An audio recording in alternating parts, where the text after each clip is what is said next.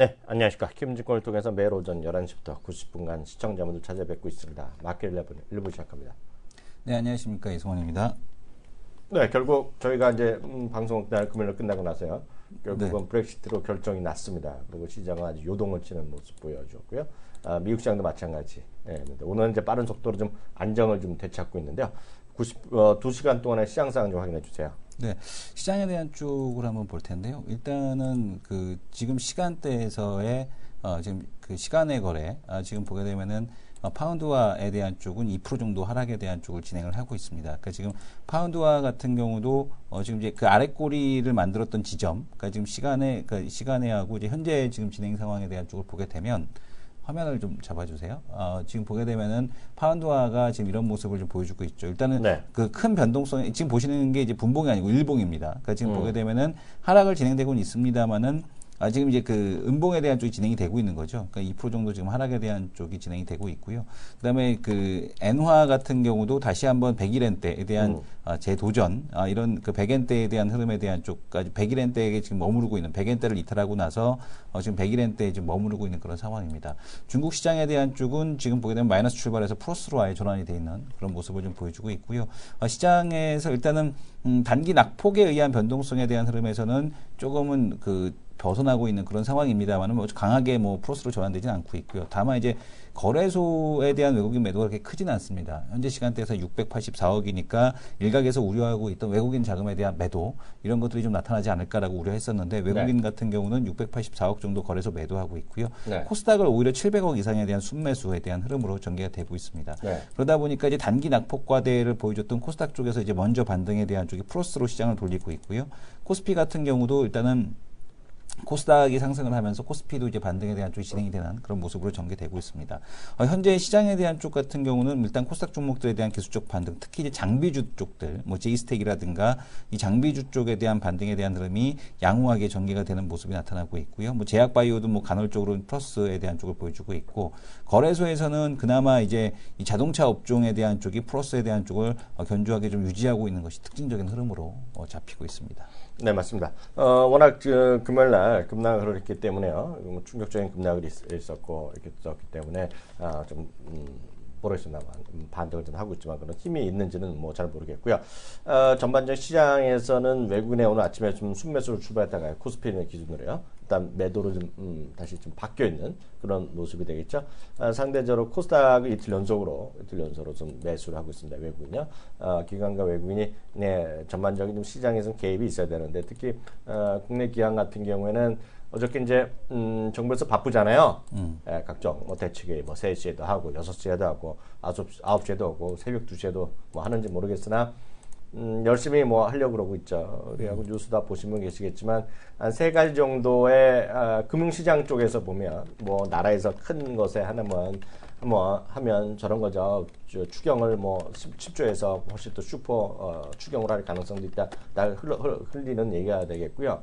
실제로 이제 주시장 측면에서 보면 구체적으로 나온 건 아닌데요. 언론에 또 나눈 거 보면 흘리는 거죠. 그런 것들은요. 그럼 이제 연기금의 매수 확대, 연기금 매수 첫 번째입니다. 연기금 매수 확대. 두 번째는 일정 규모의 증시 안정 펀드 이런 게 있고요. 세 번째가 일시적인 공매도 금지. 이 3가지가 얘기가 되고 있거든요. 근데 그게 뭐 효과가 있을지 현실화될지는 아무도 모르지만 립 서비스가 지금 나오는 상태. 그리고 나라에서 지금 얘기한 거는 이번에 이 사태가 상당히 장기적으로 영향을 미칠 수 없다. 그 정도 원론적인 얘기. 그렇지만 뭔가 하면 적극적인 대응가 있다. 그리고 특히 외환시장 같은 경우는 이제 너무 일정 수준 조금씩 원화가 약해지는 것은 수출업체에서 좋아지겠지만 정부 입장에서는 머리가 아플 수밖에 없거든요. 급격하게 올라가는 거. 오늘 보면 아침부터 가장 강했던 거, 지금이야 뭐 다 플러스 많이 나지만 강했던 것은 자동차가 되겠는데요.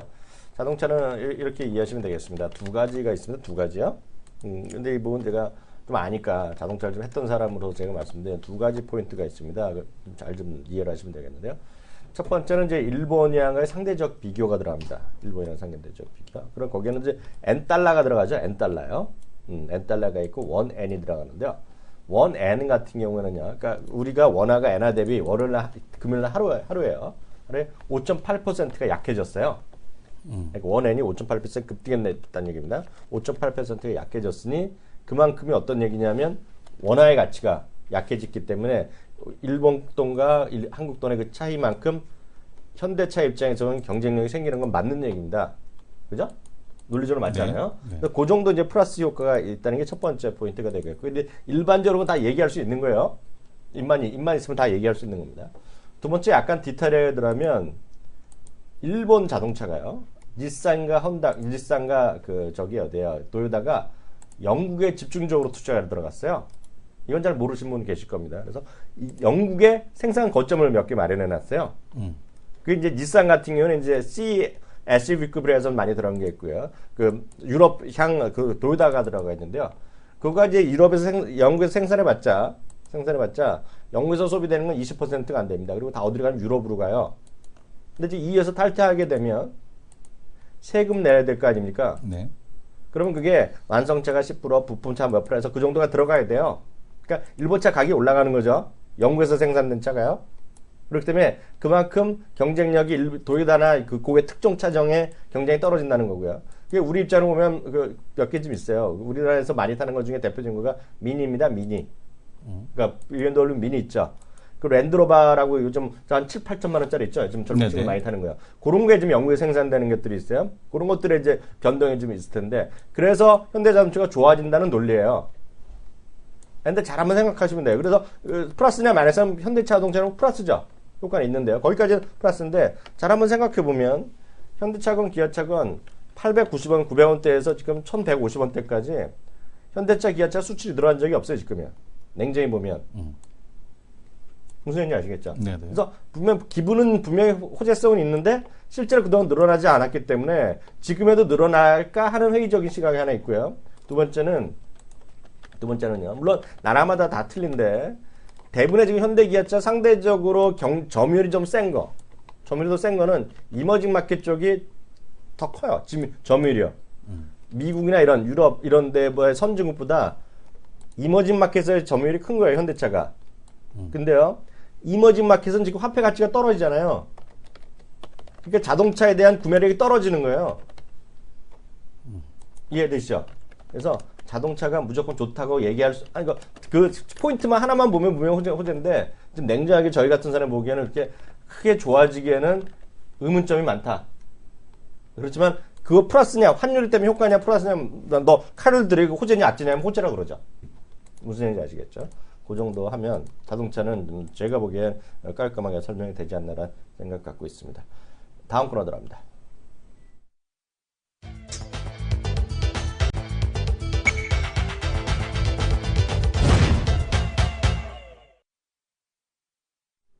네, 이슈도 올 건데 오늘 어떤 얘기부터 해볼까요? 네. 시장에 대한 쪽에서 과연 그 이후 시나리오에 대한 쪽이 어떻게 전개될 거냐에 대한 쪽을 좀 볼 필요가 있을 것 같은데. 네네. 지금 보게 되면은 27일, 29일에 지금 EU 무슨 예정이 돼 있는 것처럼 마치 예정이 돼 있는 것처럼 그 전부터 잡혀 있었던 건데 뭐 긴급은 아니고요. 22 포럼이 있습니다. 그 27일, 29일에 옐런 드라기, 저우 샤우찬 그리고 이제 마크 카니, 영란은행 총재까지 이제 모두 모여서 지금 이제 그 브렉시트 관련된 이후 공조, 정책 공조에 대한 쪽으로 어떻게 할 것이냐에 대한 쪽으로 지금 얘기가 나올 것 같은데요. 지금 보게 되면은 마지막 하이라이트 29일에 옐런 의장 드라기 총재 그리고 이제 그 마크 카니 토론 패널이라는 얘기고요. 지금 보게 되면은 27일, 29일에 어떠한 이제 얘기가 나오느냐 여기에 따라서 시장에서 이제 대응 전략에 대한 쪽이 좀 안정을 가질 수 있지 않을까 이렇게 좀 보고 있고요. 지금 보게 되면은 8월에 이제 개최하는 잭슨홀 컨퍼런스 하고 이제 비슷할 건데 뭐 어쨌든간에 브렉시트 이후에 대한 그 어떠한 공조가 나올 수 있을지 이 부분을 좀 지켜봐야 될 것 같습니다. 또한 어제였죠. 어제 이제 EU 긴급 정상회담에 대한 쪽이 있었고요. 네. 그리고 이제 내일 저녁에 EU 또 이제 긴급 정상회담에 대한 쪽이 있습니다. 그래서 이번 주 수요일까지 뭐 22 포럼 그리고 27일, 28일, 29일로 이어지는 EU 긴급 정상회담까지 이어지게 되면 이제 브렉시트 관련된 이제 정책 공조가 어떻게 나올 거냐에 대한 부분이 이제 관건이 될 것 같고 과거에 이제 여러 가지 사례에 대한 쪽들이 있었죠. 과거에 뭐 지금 보게 되면 여러 가지 사례에서도 이제 그 글로벌 정책 공조를 통해서 그 시장에 대한 위기를 넘겨왔듯이 이번에도 이제 정책 공조가 어떻게 나오느냐 이 부분에 대한 쪽이 좀 관건이 되지 않을까 이렇게 좀 보여집니다. 그래서 지금 보게 되면은 핵심은 그거겠죠. 그러니까 지금 기타 국가로에 대한 확산에 대한 쪽을 어떻게 막느냐에 대한 네. 쪽인데, 이제 회원권의 제한권을 놀려주기 위한 유연한 EU에 대한 논의에 대한 쪽이 뭐 시작이 됐다라는 얘기를 하고 있는데, 네. 핵심은 뭐 이런 내용에 대한 쪽은 단기적으로 뭐 그 큰 호재는 아닐 것 같고, 네. 이제 영국에 대한 쪽을 어떻게 시범 케이스로 만들어 줄 거냐, 네. 아니면 이제 영국에 대한 쪽을 어떻게 이제 처리를 할 거냐, 이 부분에 대한 쪽이 관건이지 않을까 이렇게 네. 보여집니다. 저도 좀 하나 해드리면, 많은 분들이 이제 오늘은 또 조금 반대가 다시 마이너스 가고 있는데요. 궁금한 게 이거잖아요. 네네. 제일 궁금한 게 뭐였어요, 오늘요? 오늘 궁금한 거요? 아침에 시작하기 전에. 아침 시작할 때 사람들이 제일 궁금한 게 뭐겠어요? 신용 반대매도 얼마 나올까? 신용 반대만 네. 뭐 그거는 뭐 어떻게 예상할 수는 네네. 없는 거잖아. 그거는 네네. 신용 반대만은 자기 본인들만 아는 거잖아요. 네네. 그건 없고, 그럼 누가 얘기해 줄 수가 있는 게 아니잖아요. 네. 네. 그거 말고요. 뭐 어디까지 하락할까? 그거죠. 네네. 어디까지 하락할까? 오늘 제가 얘가 제일 잘했네요. 네네. 제 화면 잡아주세요. 네. 틀리면 얘네를 잡아놓고 때려서 욕하면 되는 거예요. 음. 브렉시트 이후 증시 및 자산 전망이에요. 코스피 저점 전망, 그리고 간단하게 증시 전망 및 투자 전략했어요. 키움은 여기 빠졌네요. 여기 보니까 이게 나온 건데요. 이게 머니투데이에서 요약한 것 같아요. 하나씩 보겠습니다. 하나금융투자에서 중장기 저점으로 1700 찍었습니다. LIG 투자증권 1720 찍었는데 이건 월스트 시나리오, 최악의 경우. 그리고 그러면 LIG 투자증권 전략도 했었어요. 이번 주 초 추가 하락 예상된다. 변동성 확대로 공격적 매수 자제했는데요. 특히 하나금융투자는요, 지난주 중반에 뭐 행사가 있었나 봐요. 법인이랑 뭐 개인들 뭐 행사가 있었나 봐요. 하반기 뭐 했나 봐요. 그 행사가 있었는데 거기서 또 확실하게 얘기했대요. 브렉시트 없다고. 없고 정 걱정되면 금이나 좀 사두시라 그랬대요. 근데 금 사는 사람 몇 명 있겠어? 제가 아는 한은 그렇게 얘기하더라도 안 사요. 대한민국 보통 분들은 잘 안 사요. 네, 그런가 보다 하는 거죠. 삼성증권 들어갑니다. 삼성증권은 중장기적으로는 1800까지 갈 수 있다. 삼성증권. 교본증권은 단기에 1800까지 갈 수 있다. 얘기했어요. 코스피는 단기 추가 하락후 수출주 증시가 회복된다. 코스닥은 보수적 대응하라고 교본증권 얘기하고 있습니다. 현대증권은 단기적으로 1830까지 밀릴 수 있다. 위기론에 대한 확대 해석보다는 G2. G2는 뭐예요? 미국과 중국이죠. 증시 흐름 이후 대응을 보자 얘기했고요. LIG 투자증권은 단기적으로 1835까지 갈 수 있다. 상당히 디테일이 있어요. 얘네들이 보면. 그죠? 5포인트. 네. 저라면 하게는 7점 이런 거 써야 되는데, 그죠? 요즘엔 그런 거 하면 욕먹으니까 이제 그렇게 안 하죠. 욕먹나? 네. 하나금융투자. 아까 중장기는 1700까지 갈 수 있다고 그랬는데요. 단기적으로는 1850 갈 수 있다고 그랬어요. 단기 저점을 1850 제시하고 있고요. 삼성증권은 앞서 이제 중장기는 1800 했는데 단기적으로는 1880. 1880은 지난주 정도, 금요일 정도 아닌가 모르겠네요. 주식은 중립 전략이고 있고요. 미국은 겁도 없이 축소를 얘기했었나 봐요. 오히려 확대를 해야 된다. 유로존은 확대를 그동안 얘기했었는데 축소를 바꿨다. 이게 이제 이 친구들의 얘기다. 라고 이해하시면 되겠습니다. 아시죠? 그래서 이거 한번 참고하시면 이런 게 제일 궁금했던 거잖아요. 이거 맞고 틀린 건가요? 하는 거니까 네. 이게 사실 리포트 시간 때 하려고 그랬는데 네. 뭐 이게 땡겨서 하죠. 뭐. 하죠. 지금 보게 되면은 이 동부에서 지난 주말에 이제 되게 잘 내놓은 데가 어디냐면 이제 동부도 잘 내놨어요. 그러니까 네. 긴급 뭐 동부 책략 해갖고 긴급 진단 해서 동부에서 36페이지짜리 보고서를 내놨는데 좋은데요. 브렉시트 이후 세상과 자산 시장에 대한 전망이라는 내용에 대한 보고서입니다. 그래서 네. 지금 보게 되면은 일단 후폭풍이 지나는데 2, 3개월이 소요된다. 네. 과거의 경험에서 그랬듯이. 그러니까 후폭풍 이후에는 기회가 도래한다. 그러니까 지금 보게 되면은 그 이유가 뭐냐면 네. 이 브렉시트에 대한 쪽은 재정에 대한 위기도 아니고 신용에 대한 위기도 아니죠. 음. 이념에 대한 그 이념이 다르다는 데서 이제 출발을 했고 영국인들이 이제 과거의 대영제국에 대한 생각 그리고 이제 서민층과 그 서민층의 기존 기득권 정치층에 대한 어떤 반감 이런 것들이 이제 작용이 돼서 이 브렉시트라는 것으로 나타났고요. 그래서 지금 보게 되면 위기는 글로벌 정책 공조라는 이름으로 해소가 된다라는 얘기를 했고요. 그리고 또 지금 보게 되면 컨틴전시 플랜이 가동이 된다. 그러니까 기존의 리만 브로더스 같은 경우는 일단 FRB의 5판이었죠. FRB의 5판. FRB의 5판이 이제 만든 그런 이제 시장에 대한 조정이라면 이번에는 컨틴전시 플랜이라는 것을 플랜 B를 다들 준비를 하고 있었다는 얘기입니다. 네. 그래서 그 플랜 B가 가동이 되고 있다라는 거죠. 그래서 이제 어떤 그런 그 추세적인 대세 하락과는 좀 다르다라는 네. 그런 얘기를 하고 있는 거고요. 이제 과거에 우리가 이제 이 얘기를 안 드릴 수가 없는데, 그 계절성 효과가 없다라는 얘기들이 그동안에 쭉 있었잖아요. 그동안에 이제 이 자산 시장에서의 계절성 효과가 없다. 5월 달쯤에 팔고 주식에 대한 쪽을 1월 달에 맞다라고 했는데. 뭐 9월에 사라 뭐라고. 예, 9월에 사는데. 뭐 그동안의 그동안의 흐름을 보게 되면 이게 시장이 다 이게 5월달, 8월달 이게 뭐냐면은 여름이 고점 여기도 보게 되면 매년 보면은 4월, 5월이 고점이에요. 매년 지금 대한민국이에요? 네, 대한민국입니다. 매년. 근데 이 대한민국뿐만 아니라 글로벌 시장도 다 마찬가지죠. 그러니까 지금 보면 이거 뭐 미국 신용 위기부터 시작해서 유로존 금융 위기, 그다음에 뭐 버냉키 쇼크, 그다음에 또 지금 보게 되면은 지금 보게 되면은 여기 또 그 중국 경기 둔화에 대한 이슈, 뭐 그다음에 미국 금리 인상 이슈 이런 걸로 다 이렇게 조정이 들어왔었잖아요. 그래서 그런 조정에 대한 출발이 이제 여름이었다라는 얘기를 하고 있는 거고요. 이런 계절적인 효과에 대한 쪽도 뭐 계속해서 지금도 반복이 되고 있다라는 얘기를 하고 있습니다. 그래서 지금 보게 되면은 중간중간에 어떤 리스크에 대한 쪽이 불거진 건 있었으나 이번 위기도 지금 결국에는 해소가 된다라는 측면을 얘기를 하고 있는 거고요. 그러니까 지금 보게 되면 2, 3개월간의 여진, 글로벌 정책 공조를 위한 시간이겠죠. 그게 이제 여진을 계속 만드는 거고 이후 자산 가격에 대한 상승이 발생하게 될 거다라는 그런 얘기를 하고 있습니다.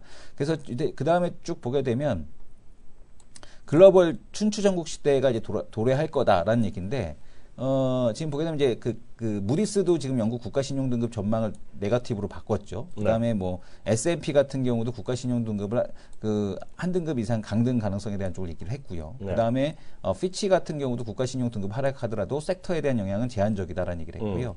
그다음에 리스본 조약에 기반한 브렉시트 진행 과정이 이제 어떻게 전개될 거냐가 중요한데 영국은 국민투표 결과를 즉시 이제 EU 정상회의에 통보해야 되는데 요게 통보를 해야지만 이제 하는데 영국이 그걸 이제 늦추겠다라고 지금 하고 있는 거죠. 빠져갖고 이것들이. 그래갖고 이제 지금 그 총리가 캐머런 총리가 이제 사퇴를 했지 않았습니까? 네. 사퇴를 얘기하면서 다음 총리에게로 넘기겠다 네. 그런 얘기를 했고요.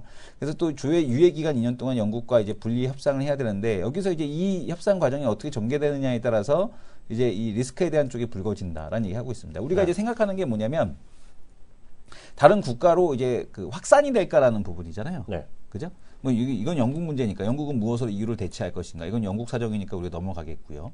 그다음에 지금 보게 되면은 향후 유럽 연합의 방향은 어떻게 되겠느냐? 근데 지금 불만을 갖고 있는 국가들 덴마크, 스웨덴, 폴란드, 체코, 헝가리, 크로아티아, 루마니아, 불가리아 8개국 대부분이 다 이 동유럽 국가들입니다. 네. 왜냐하면 얘들 없는 살림에 들어왔는데 이게 언제 제가 이게 금요일 날 레포트가 나온 거예요. 끝나자마자? 네, 끝나자마자. 열심히 했네. 열심히 했어요. 열심히 했어. 박수 한번 쳐줘야 되는데. 네, 동유럽 쪽에 대한 있는 국가들이 슬로바키아까지 포함을 해서 오스트리아까지 지금 포함이 돼 있는 거죠. 이 동유럽 국가들이 대체적으로 불만이 있는 국가들이 대부분인데 지금 보게 되면은 얘네들이 그러면 연쇄 탈퇴가 나올 거냐에 대한 쪽에서는 그렇지 않을 가능성이 높다라는 얘기입니다. 왜냐하면은 영국 같은 경우는 좀 특수한 상황이라는 얘기죠. 그동안의 EU 자체가 지금 보게 되면은 EU 자체가 그러니까 유럽 연합은 영국을 제외한 유럽 연합으로 그동안에 나뉘어져 있었다. 그러니까 지금 보게 되면은 브렉시트로 인한 여타 유럽 국가에 속한 회원국들이 EU 탈퇴가 줄줄이 이어질 것이라는 시장 전망은 상당히 섣부르다. 왜냐하면은 영국과는 달리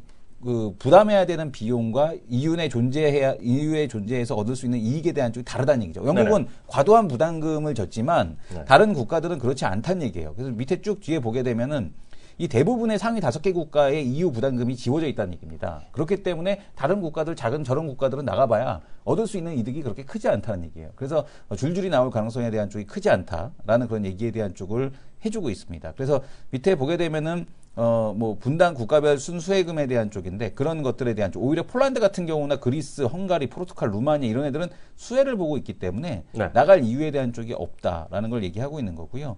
그다음에 이제 과거에 이제 쭉 사례들 뭐 블랙 먼데이부터 시작해서 쭉 이제 그동안의 사례를 쭉 얘기해주고 있고 그다음에 이제 국제 질서의 변화 어떻게 될 것인가에 대한 쪽에서는 지금 보게 되면은 이제 그 서민층들에 대한 그 시장에 대한 어떤 그런 어떤 욕구들 이런 것들이 이제 반영이 되기 시작할 가능성이 높다. 다만 이제 결론부터 말하면 일단은 일정 기간 주식시장에 대한 리스크 관리는 필요하다라는 얘기를 하고 있습니다. 왜냐하면은 지금 보게 되면 이제 시장에서 이제 이 불확실성이 제고되는 시간에 대한 쪽이 좀 필요하다라는 그런 얘기를 하고 있는 거겠고요. 제 경기 모멘텀과 주가 간의 괴리가 좀 필요하다. 그러니까 시티 서프라이즈 경기 서프라이즈 지수를 보게 되면 이미 밑으로 쭉 내려오고 있었거든요. 실적이 그렇게 시장에서 예상했던 것만큼 서프라이즈가 안 나오고 있었다는 얘기죠. 그래서 그동안에 보게 되면 이제 이런 형태에 대한 흐름들이 있었는데 이게 괴리가 너무 인식이 커서 이제 이런 부분을 좀 줄이는 과정에 대한 쪽이 좀 필요하지 않겠느냐라는 얘기를 좀 하고 있고요. 그 다음에 지금 보게 되면은 4주 평균 조정으로 감안을 했을 때 최소 3.3%. 그러니까 지난번 조정이 끝이다. 어제 금요일 그 조정이 끝이거나 아니면 앞으로 이제 불확실성이 계속해서 제고가 되면서 앞으로 한 10% 정도의 추가 하락이 나타날 가능성이 있지 않겠느냐.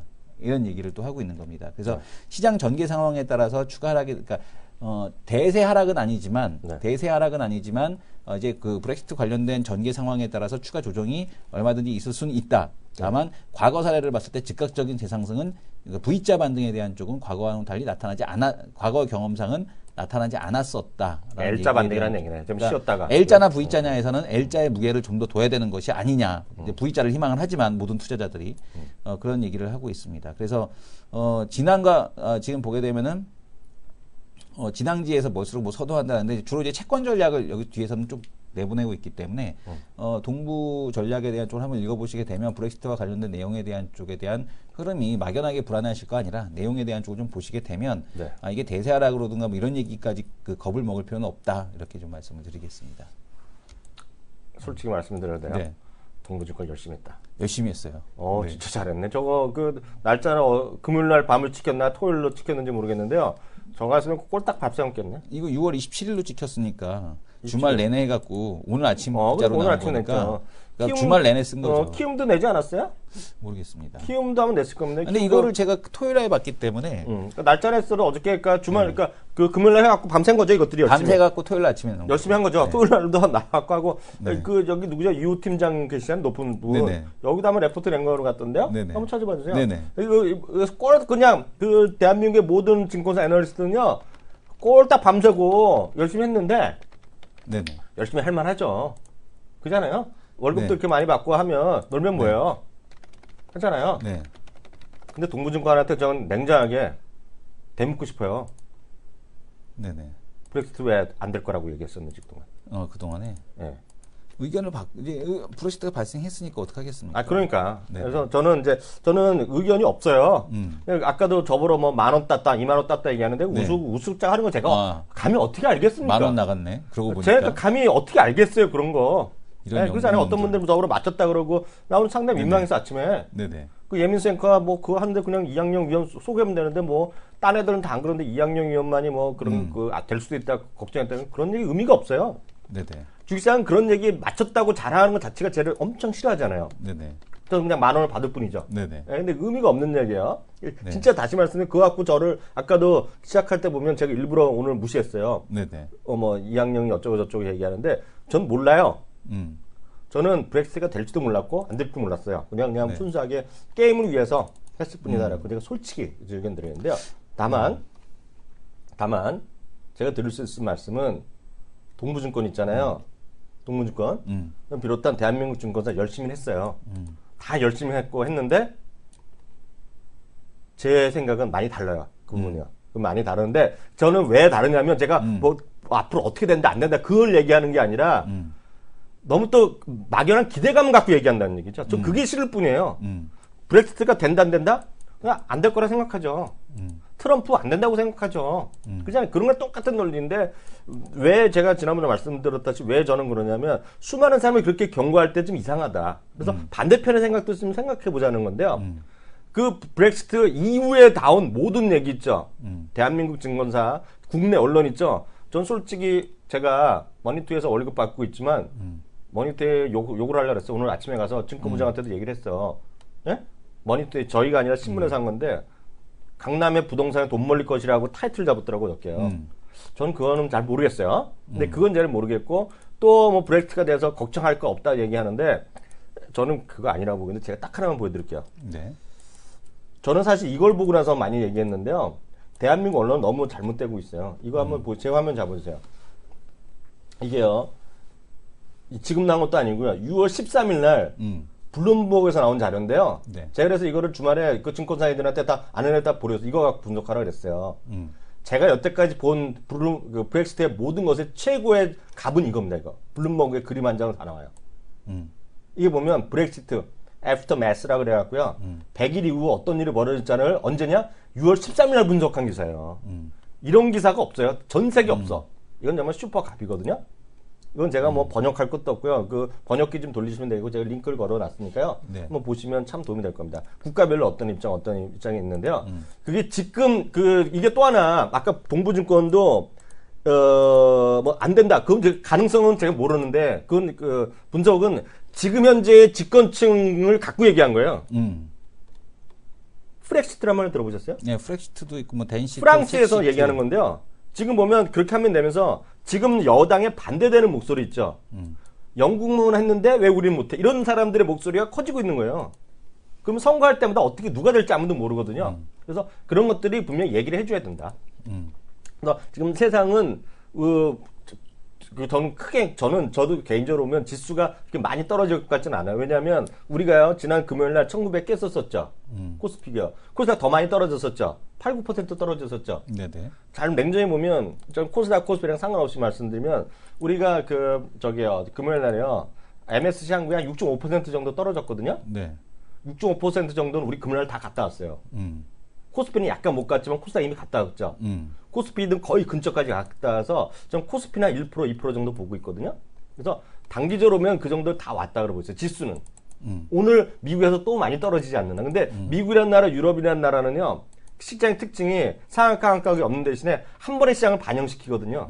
그래서 저는 물론 그날이 많이 종가 무렵까지 떨어져서 끝나는 게 약간 찜찜은 하지만 저는 크게 저 개인적으로 보면 시장은 좀 말씀 잘 안 드리잖아요 보통 때. 네. 제가 감이 오면 시장을 얘기하겠으나 저는 그렇게 보고 있거든요. 다만 그 다음에 장기적으로 어떻게 될지 모르죠. 다만 동부증권이나 대한민국 증권사 열심히 했으나 그 의견에 저는 100% 동의 않고 그 반대쪽 얘기도 상당히 많다.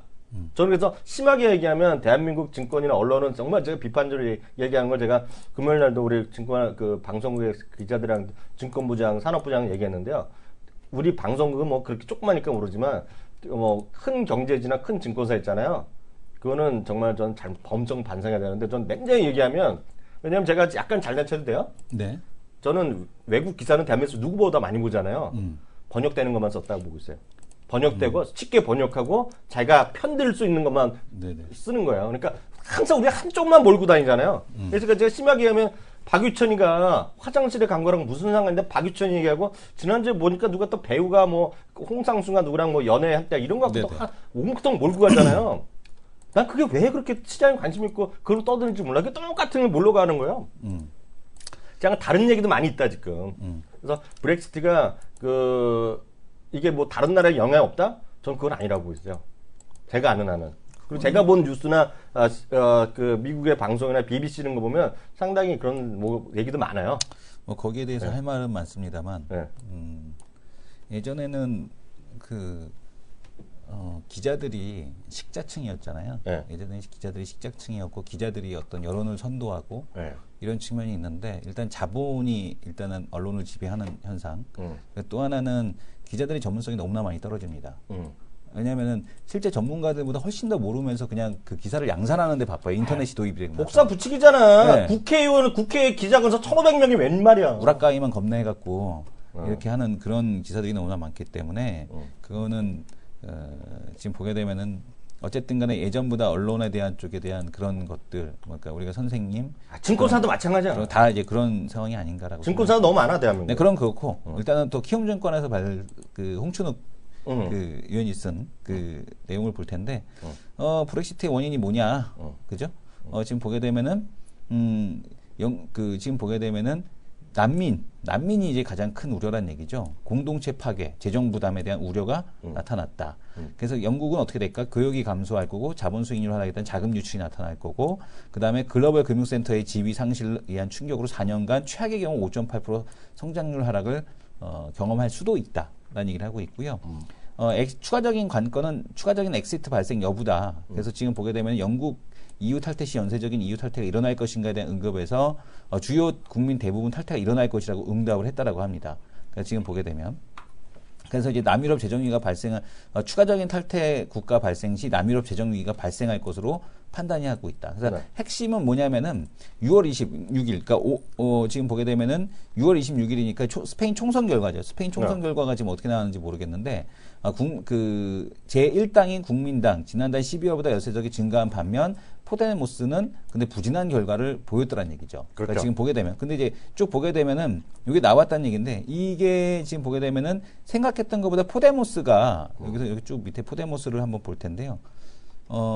포데모스 얘기가 안 나오나요? 여기 쭉 보게 되면 있는데 그러니까 스페인에서 지금 보게 되면 포데모스가 높은 표를 얻는다라면 이게 좀 문제가 될 수 있었을 텐데 네. 지금 보게 되면은 그렇지 않다라는 겁니다. 그래서 지금 보게 되면은 6월 26일 스페인 총선은 시장의 흐름을 점검할 수 있는 매우 중요한 이벤트였다. 네. 근데 지금 보게 되면 좌파 정당 포데모스가 어떤 성과를 올리느냐가 추가적인 엑시트 가능성을 점검하는 데 도움이 되기 때문인데 지금 보게 되면은 26일 날 재선거가 시행되었는데 출구조사에서는 반EU 긴축을 주도하는 포데모스가 2대항으로 올랐을 것으로 기대를 했었는데 그게 아니고 오히려 포데모스가 이제 3당으로 그쳤다는 얘기죠. 그래서 네. 오히려 국민당이 그러니까 브렉시트 발생 이후 사람들이 이거 아니다. 그러니까 그렇죠. 불안감에 대한 쪽이 조성이 됐기 때문에 기존 국민당에게 좀 더 표를 주는 이런 현상에 대한 쪽이 나타났다는 얘기입니다. 그래서 지금 보게 되면은 국민당의 의석수가 크게 증가한 이유는 브렉시트 이후에 스페인 증시가 12.35%나 급락하면서 표심에 영향을 줬다. 이런 얘기를 하고 있어서 그 시장에서 우려하는 브렉시트에 대한 확대, 뭐 일파만파만 서로 막 요구하면서 야, 우리도 나가자, 너도 나가자 이런 흐름은 조금 아니지 않겠느냐. 이런 의견에 대한 쪽이 좀 제시되고 있다라는 점 이걸 보셔야 될 것 같고요. 핵심은 이거겠죠. 시나리오별 자산 배분 전략. 베우스 시나리오는 70% 추가적인 엑시트 여부에 달려 있는데 추가적인 엑시트를 주장하던 정치 세력의 힘이 약해지고 있다. 그죠?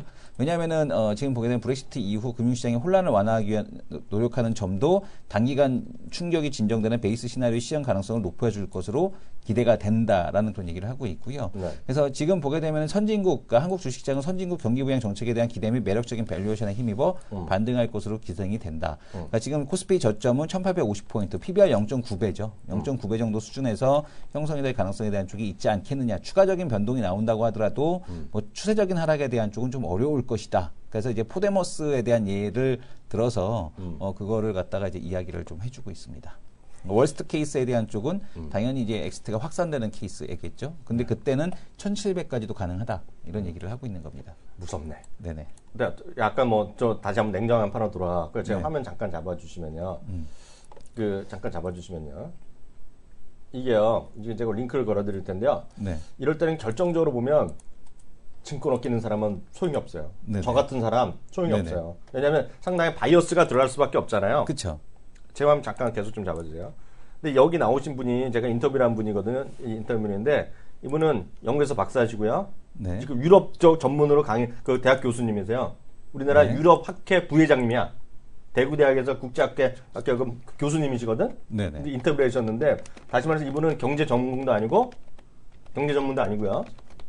주식이랑 전혀 상관없는 분인데 한 15분 인터뷰했는데 이분 보시면 확실한 좀 객관적인 비유가 나올 수 있을 거예요. 그러니까 제가 하는 얘기의 상당 부분을 여기서 많이 저도 주워 들은 거고요. 영국 사람이 왜 원했는지에 대해서는 쟤랑 거의 비슷한 생각을 하신 거거든요. 근데 저도 뭐 확인했는데 요거 한번 제가 링크 걸어드렸으니까요. 걸어드리니까 한번 오늘 식사하시고 혹시 시간 되시면 왜냐면 지금 주식 봐도 별 변동성이 없어 보이거든요. 한번 보시면 좋을 것 같습니다. 하나만 더 봐주시죠. 네. 시장에 대한 쪽에 대한 걸 한번 볼 텐데요. 네. 하나 더 보겠습니다. 네. 지금 보게 되면은 이거 업종을 보기에는 좀 그런데 그렇죠. 국내에서 이제 문제가 되는 것 중에 하나가 네. 이제 국내가 좀 힘든 게 네. 이게 주식시장에 대한 쪽이 이제 박스 P에 갇혀 있는 이유가 이제 이거죠. 1200조 가계부채 리스크. 아, 무서워요, 2017년도 무서워. 이후에 네. 이게 현대경제연구원에서 이제 나온 건데요. 2017년도 정도에 이제 그 본격적으로 문제가 발생할 가능성이 높다라는 그런 얘기를 하고 있습니다. 2016년도 하반기 국내외 주요 경제 이슈 보고서에서 가계부채는 2017년도 이후 주택 공급 과잉 문제. 근데 이게 이제 서울에서 나타난다는 건 아니고요. 그러니까 지금 보게 되면 지방에서 이제 시작이 되고 있거든요. 부산, 대구 이런 지역에서 왜냐하면은 그쪽 서울은 땅이 부족한 상태에서 수요가 있는데 공급이 제한적이기 때문에 이런 문제가 아직까지 발생하지 않고 있고 앞으로도 네. 발생하기가 쉽지 않지만 네. 당분간은 지방 같은 경우는 조금만 나가면 땅이 많잖아요. 그렇죠, 많죠. 땅이 많은데, 그러니까 기존에 있던 걸 그러니까 재건축을 하는 게 아니고 기존의 아파트 내비두고 그냥 땅 바깥에 있는 거 사갖고 그냥 거기다 지어버린다는 얘기예요. 그러니까 공급이 늘어난다는 얘기죠. 지방은. 그러니까 서울하고 다르다는 얘기입니다. 그래서 지금 보게 되면 이 지방에서 시작되는 주택 공급 과잉 문제. 그 다음에 국내외 기준금리 인상에 대한 요인으로 문제점이 부각이 될 가능성이 높다. 근데 이제 이 부분이 브렉시트 전에 작성된 거기 때문에 이 부분이 좀 뒤로 미뤄지지 않겠느냐라고 보고 있고요.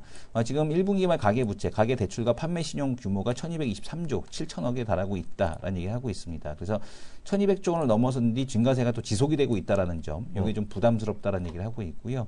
그래서 지금 보게 되면은 주택담보대출 여신심사 가이드라인을 제2금융권에도 확대 적용하는 방안을 검토해야 된다. 이런 얘기를 제안을 하고 있습니다. 그래서 조선해운업을 중심으로 진행되고 있는 산업구조조정 영향으로 경기 위축에 대한 쪽이 좀 예상이 되고 있고요. 올해 5월 경남 지역 실업자 수가 6만 5천 명, 전년 동기 대비해서 이미 구조조정 되기 전부터 지금 좀 그 증가가 했는데 앞으로 더 증가한다는 얘기잖아요. 그러니까 더 증가한다는 얘기이기 때문에 지금 어쨌든 간에 이런 부분에 대한 쪽이 좀 부담스럽다라는 얘기에 대한 쪽을 지금 그 현대경제연구원에서 보고서가 나왔었습니다. 하나만 잠깐 보면 끝날 것 같은데 우리가 지난번에 우리 서울수 전문가한테 스크린 야구 이거 괜찮다고 그랬잖아요. 네네. 그죠? 네네. 우리는 안 해보니까 모르잖아요. 네. 기사가 났길래 하나 보여드립니다. 이게 네. 기사가 얼마나 신뢰성 있는지 모르겠는데 머니투의 기사거든요. 네. 잠실구장 있죠. 잠실구장이 야구장 이름인가 봐. 이뭐 하는 분이야. 사장이야 거기. 네네. 골프존을 하던 분이 이걸 또 차렸나 봐요. 이분 얘기가 10년 전에 스크린 골프 10분이 뛰어넘을 거라네. 근데 가족 단위도 많이 오고 그 중고등학생 있잖아요. 아니 안 그래도 많이 온대요. 우리 아들이 야구를 요즘에 하고 싶다고 그래갖고 야구 방망이 하고 큰 아들이? 네, 그걸 사주긴 했는데 네. 아니 진짜 스크린 야구를 하고 싶더라고요. 가족끼리 가서. 그리고 이제 던지는 게 뭐 나온대. 네네. 참고해서 투자에 축구 뭐 종목이 있는지 모르겠는데 참고해서 보시면 좋을 것 같습니다. 1분이 여기까지 하겠고요. 2부에 다시 돌아오겠습니다.